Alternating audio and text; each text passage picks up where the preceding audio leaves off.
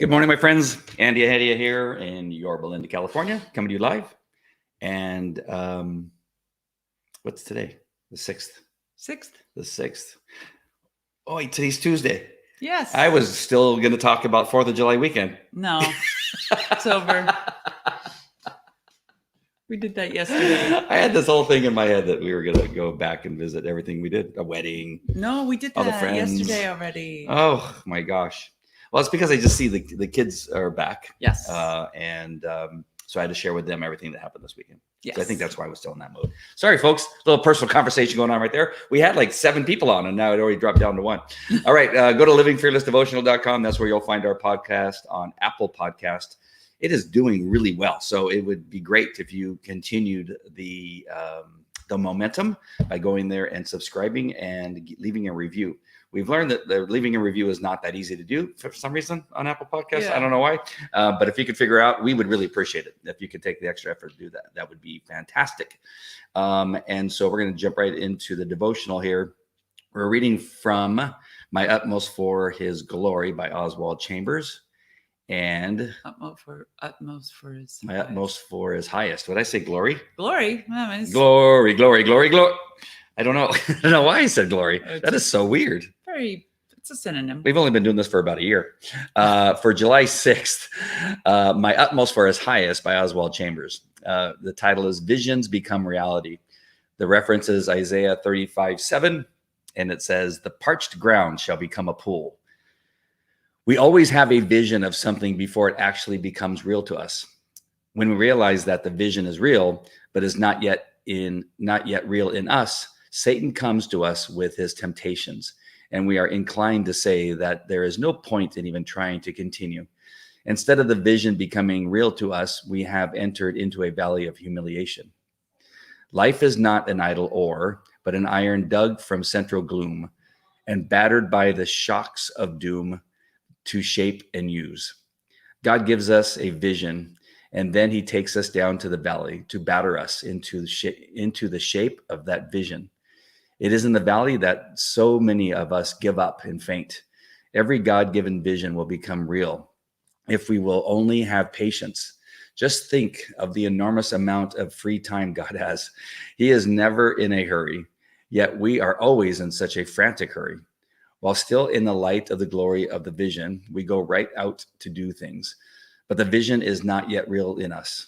God has to take us into the valley and put us through fires and floods to batter us into shape until we get to the point where he can trust us with the reality of the vision. Ever since God gave us the vision, he has been at work. He is getting us into the shape of the goal he has for us. And yet over and over again, we try to escape from the sculptor's hand in an effort to batter ourselves into the shape of our own goal. The vision that God gives is not some unattainable castle in the sky, but a vision of what God wants you to be down here. Allow the potter to put you on his wheel and whirl you around as he desires. Then as surely as God is God and you are you will turn out as an exact likeness of the vision. But don't lose heart in the process. If you have ever had a vision from God, you may try as you will to be satisfied on a lower level, but God will never allow it. Son of a gun. God always, the devotional, I guess, more as much as God coming through with a very timely message for me. Oh, how so, my friend? It's just sticking with it. Yes, right? It's like I go, okay, I've been waiting 50 some odd years to be where I am right now. It's just in a fantastic relationship with a family and doing family things. We're visiting friends over the weekend. We're going to weddings as a couple. I mean, it's just like everything. So sweet. And but I know there's more. So now, because it's so good, I go, give me the rest. It's like Christmas, right? You start with the toys that you, or the boxes or packages that you know are clothes to get to the toys. Yeah. Like I'm still opening up the clothes. Very cute. And want the gift that I told Santa that I really wanted. I don't know what that is. That's the thing. Like because we know we have more to do. We're busy creating stuff and writing stuff. You're involved in the business and doing a whole bunch of stuff, and we're kind of like doing this. We're doing Yeah. some molding, as God has asked us to be a part of this molding process. God is doing the molding. Let's hope. Yes. We're just submitting to it. So the reason I say this devotional is because I think it might have been last night or sometime over the weekend. I was just daydreaming and just thinking, man, I wonder what's going to be like a year from now or 2 years from now, what it is we're doing and how we're doing it. I think it was after a meeting with Pastor Jack at Calvary Chapel, Chino Hills.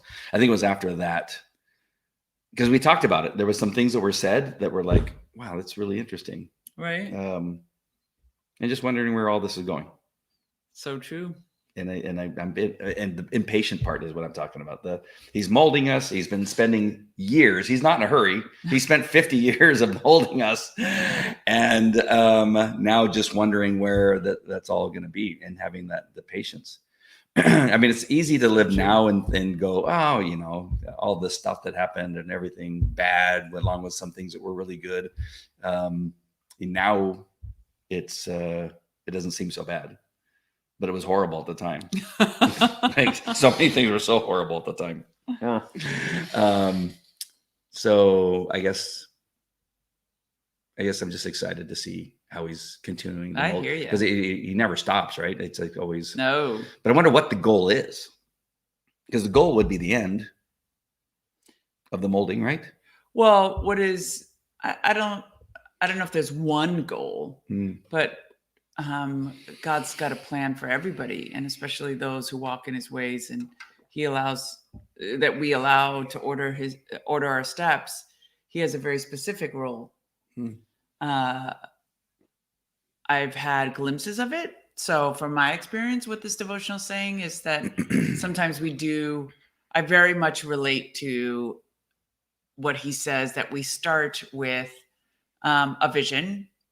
Every God-given vision will become real if we only have patience. And it seems so far away. And the road it takes to get there, and the lack of progress at different times, makes you think you're never going to get there. And so we're always in a hurry. He's not.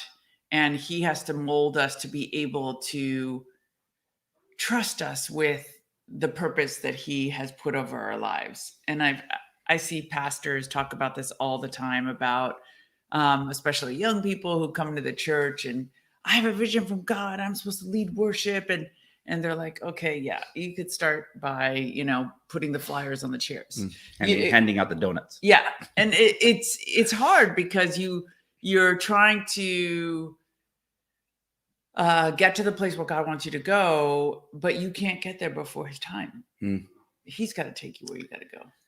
Yeah, but as it says here, Satan comes to us with his temptations, and we are inclined to say that there is no point in even trying to continue. Yes.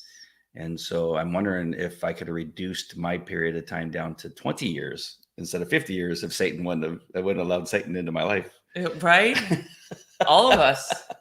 Like, God's go, okay, Terry. I'm gonna let you go there for like 10 years, but you'll be back. Exactly. Terry in the wilderness, like the Israelites. Could be out there 40 years. But I am so jealous of people like Jack, who I don't know what it was, 28 years old, something like that. Never got off the road. He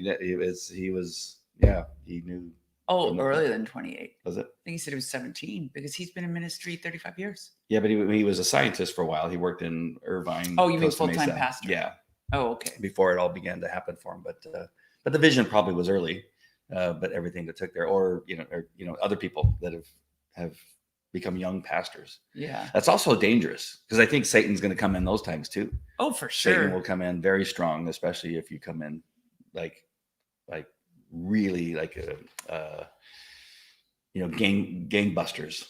Yes. Early on, and Satan goes, no, hey, what are you doing? And we'll really work on you and try to destroy what it is you're doing early on. And I think you're easily affected when you're young.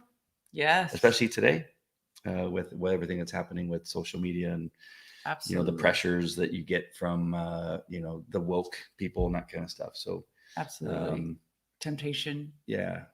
So it's a lot easier for them to be affected by that and taken off the goal, Yes. off the freeway. What was the example you used the other day? Getting on the off ramp, the wrong off ramp. Yeah. Ending up on the wrong freeway. Woo-wee. Ending up in a crime-ridden neighborhood, Yes. unarmed, like Unarmed. Yes. I also like what he says down here. God gives us a vision and then takes us down to the valley to batter us into the shape of that vision. Again, Oswald loves to use these words, these strong words that really give you a picture. Yes. Not he's just going to kindly shape you into this new thing. Yeah. Now he's going to batter you. Right. Why does he want it? Why do you think he uses that? I think Because that sounds like a bad thing. Like if you're telling somebody, hey, come to Christianity, God's going to batter you into. I think he's speaking from experience. And anybody who's walked with the Lord long enough can tell you the same thing. Yeah. He says God has to take us into the valley and put us through fires and floods to batter us into shape. Yeah. He continues until we get to the point where he can trust us with the reality of the vision. It's exactly, again, I'm going to go back, and I know you were getting ready to say something. I'm so sorry. But the difference between, going through a college course on how to be a Navy SEAL, with stuff written on a whiteboard and PowerPoint presentations and given a couple books to read and then at the end saying you're a Navy SEAL, and then putting you out into a jungle war where you have to eat worms and lay still for 12, 15, 20 hours at a time and not move because you're in camouflage. And if you move, you're going to die. Yes. Like, what's better to prepare you, like a classroom with PowerPoint presentations or actually putting you through a SEAL for sure training?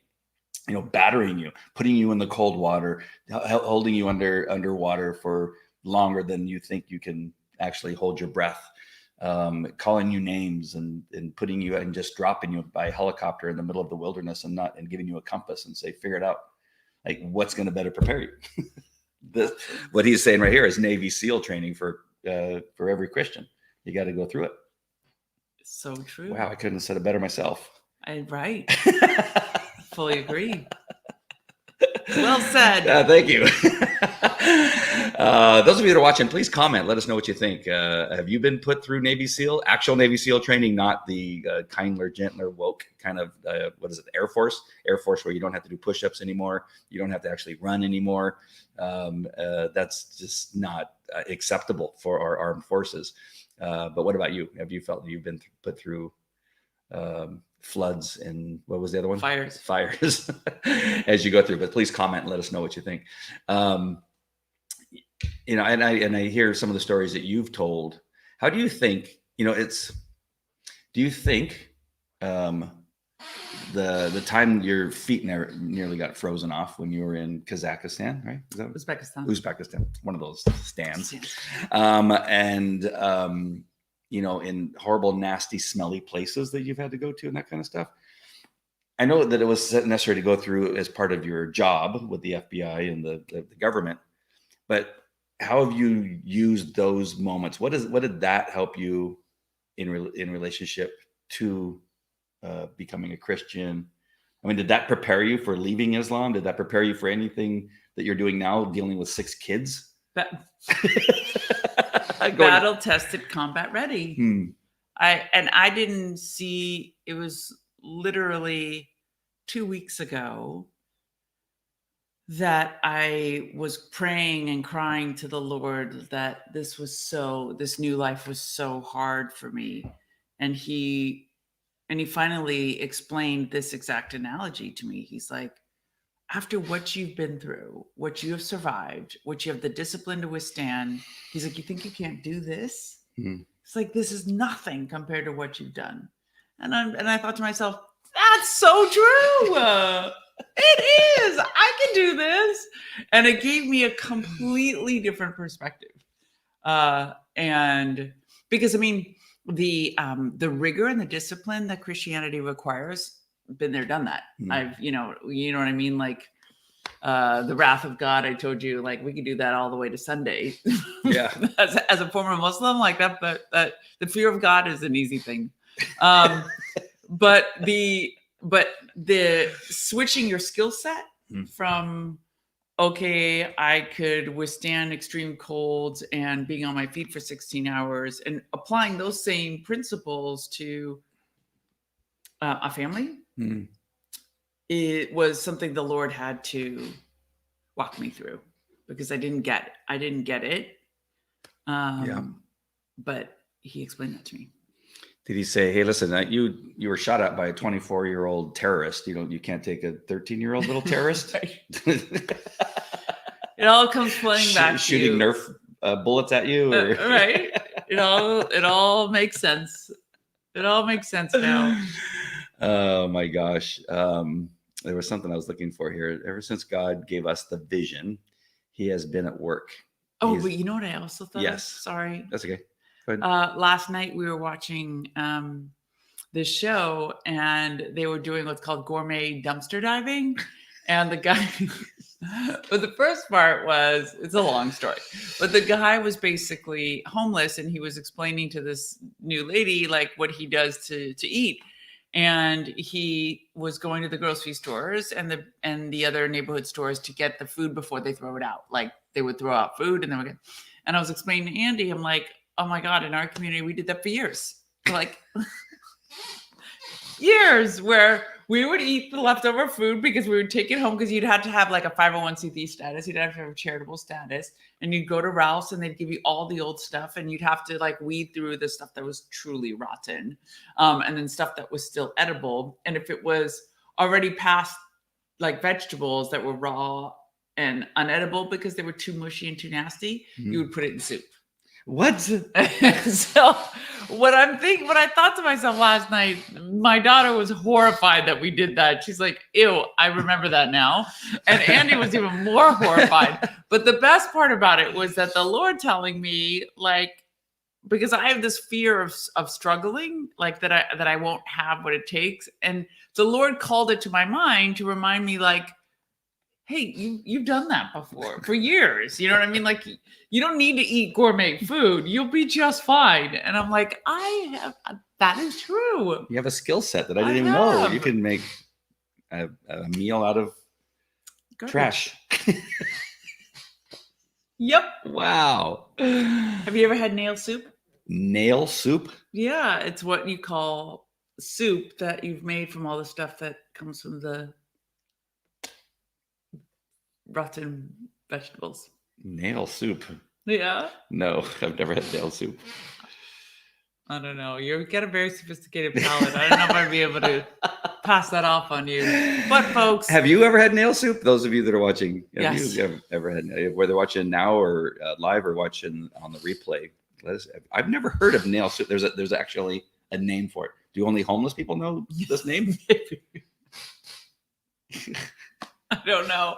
Why I just don't understand. Well, because, and the reason that some other people may know it is because whenever you're in a community that needs to feed a lot of people. How many people are we talking? 250, 300 people in every sitting. What? Yeah. Oh. So. That could get expensive. I thought feeding 6 people was expensive. Yeah. Exactly. Exactly. So my point is that I encourage you to think of whatever experiences you've been through in life and what the Lord can use that for as you walk in his way to do incredible things you didn't think you were capable of. I think that the most important thing that I take from these devotionals these last few days is that sometimes we allow some of these things to take us off our game. And we take it out on each other, or we take it out on the kids, or it ruins our day. Sure. But when you really look at it, when we step back and look at it, you go, how did I let that happen? Yes. Like when we step back and look at the whole thing that we have together, that we have as our world, and not just us as a couple, but I mean, all of us here in the United States in particular, like how are we letting this stuff ruin our country? Like it's really the same thing. Yes. Like it's taken us off our game as the greatest country on the planet. It can happen in the same thing in a household. Sure. Like we're so fortunate of everything we have, and that yet sometimes we will let a child or It's you not know, even the child, it's Satan. Yeah. Because he uses weaknesses to poke at us yeah, and comes through children, events, circumstances, just cat because throwing up in the kitchen. he comes to steal, kill, and destroy. And but isn't that however he funny can do though? that. I mean, it's not funny. It's just it's interesting, and that happens to everybody. I'm not just talking about us. I mean, but I'm just talking about that. It's just like we sometimes, when you put it into perspective, we just go, "How do we let that thing really grab hold of us? How was Satan able to do that when we have God?" Well, because he studies us, and we don't remain conscious of evil, good and evil at every second. Mhm. Were we to stay conscious of it all the time, as soon as it attacked us, we would stop it. And that's why I know a lot of people don't like her, but that's why I love Joyce Myers, because she literally gives you practical steps for how she wrote this amazing book called The Battlefield of the Mind, and about how to take every thought captive in the command of Christ Jesus, and like how you do that in a practical sense every single day. Right. Because if you don't put those thoughts captive to him, they will lead you down a dark alley. One small whisper can send you spiraling. Yep.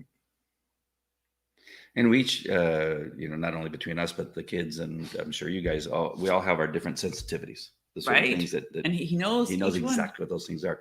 Like you are a human cooking mitt.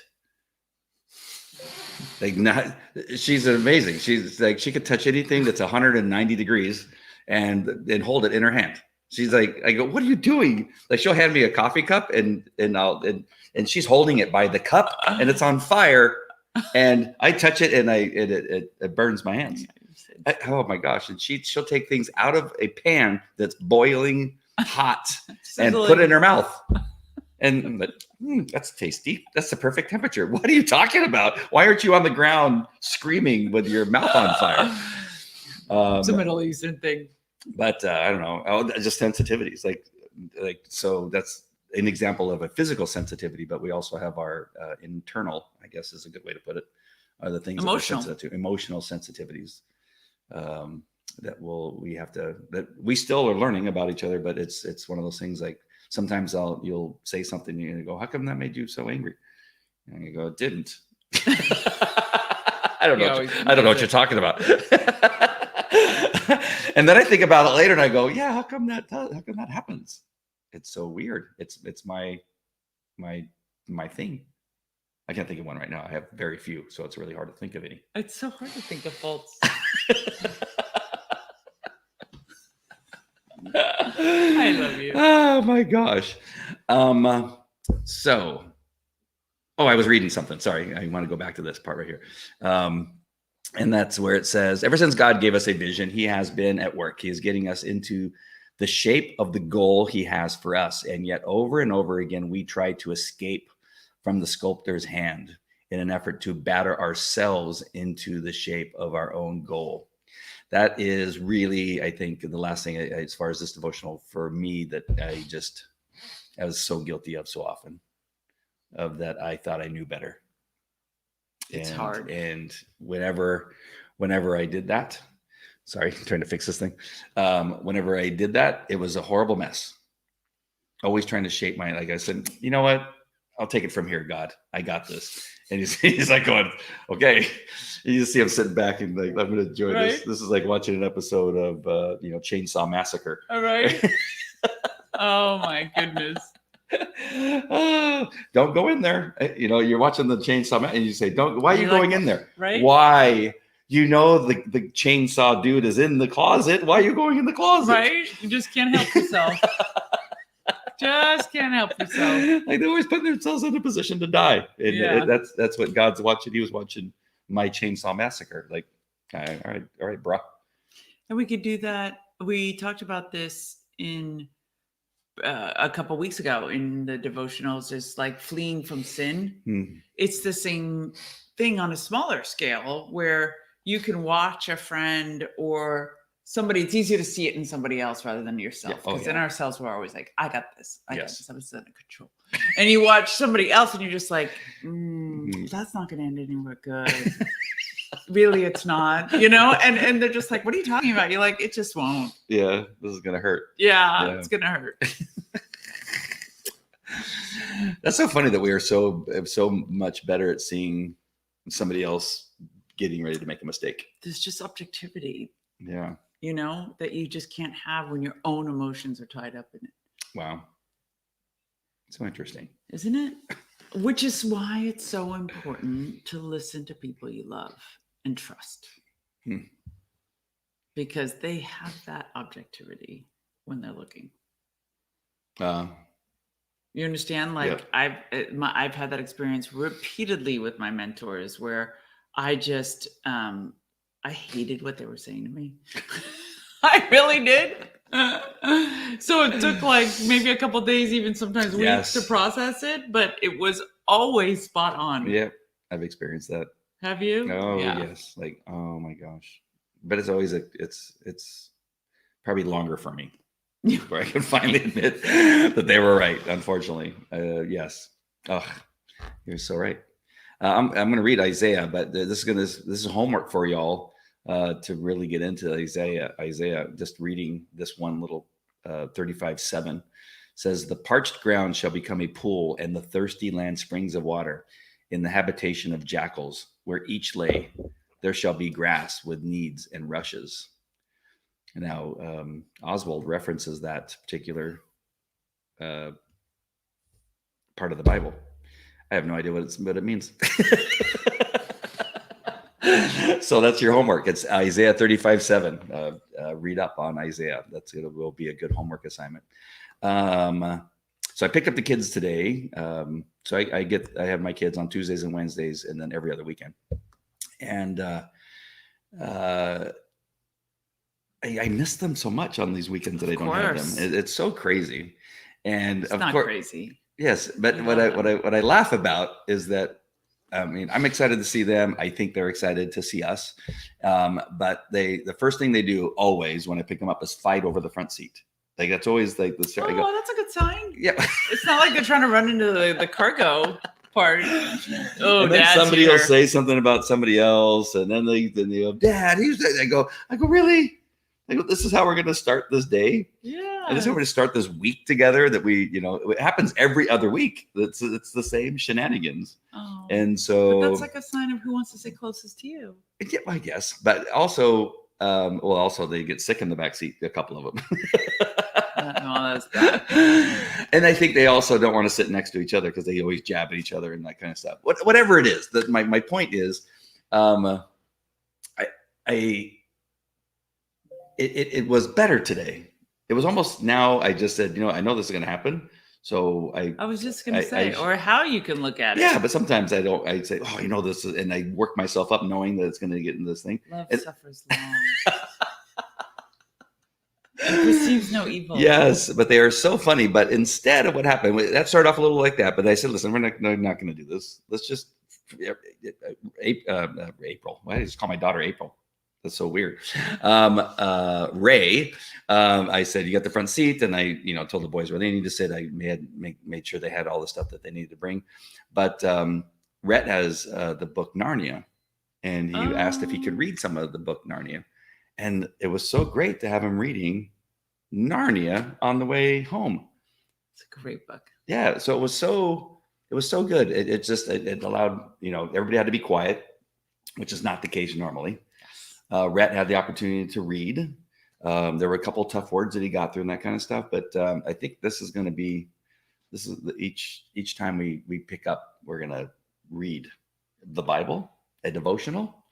And it kind of put everybody in a whole different perspective. By the time we got to the other house to get their stuff that they needed to be here, everything had kind of changed. The whole mood had kind of changed a little bit. Nice. So I think that was it was all Rhett. It was God working through him. That's beautiful. And he was so happy to read, and it was good. Kelly helped him out with a couple words and understanding why certain words were being used, because they use words that we don't use on an everyday basis. Yeah. So it was really good.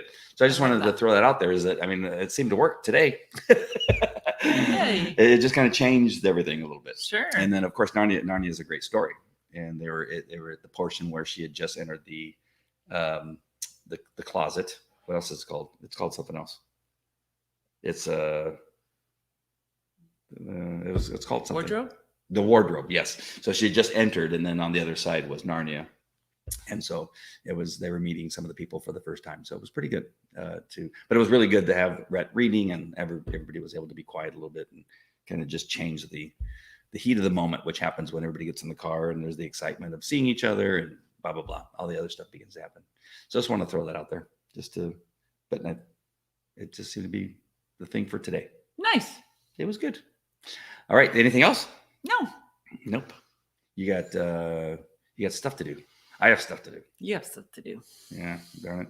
And then we're gonna go to a new place, a jumping place in South Orange County. Yeah, we'll have to share that with everybody tomorrow. All right. Nothing else. God bless you. All right. We love you guys so much. Thanks for watching. And comment, since nobody commented during the live broadcast, Yes. comment on the replay. Say it really hi. helps for us to see those. All right. Love you guys. Bye. God bless.